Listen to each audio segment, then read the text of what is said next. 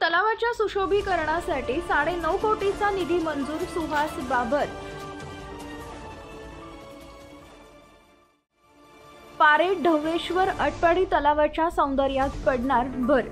खानापूर विधानसभा मतदारसंघातील तलावांचे सुशोभीकरण व्हावे, जेणेकरून हे तलाव परिसराच्या सौंदर्यात भर टाकतील व एक प्रकारे ते पर्यटन स्थळ म्हणून विकसित होतील। या दृष्टीने आमदार अनिल भाऊ बाबर यांनी शासन दरबारी प्रयत्न केले होते।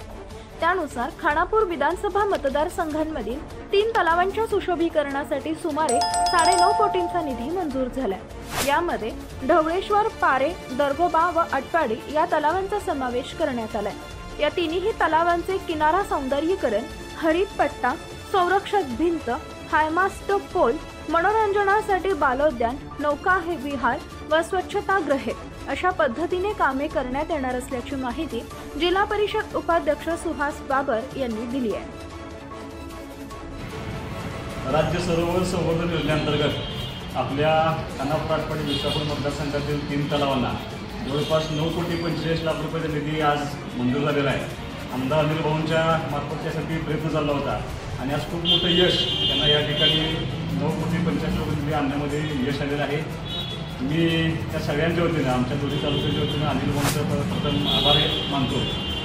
अटपाडी तालुक्यासाठी 2.85 लाख रुपयाचा निधी मंजूर झालेला आहे। पारे येथील दर्गोबा तलावासाठी 3.71 लाख रुपयाचा निधी मंजूर झालेला आहे आणि विटा ढवळेश्वर तलावासाठी 2.88 लाख रुपये, असं जवळपास तब्बल 9.25 लाख रुपये आपल्या मतदारसंघासाठी आणण्यामध्ये अनिल भाऊंना यश आलेलं आहे।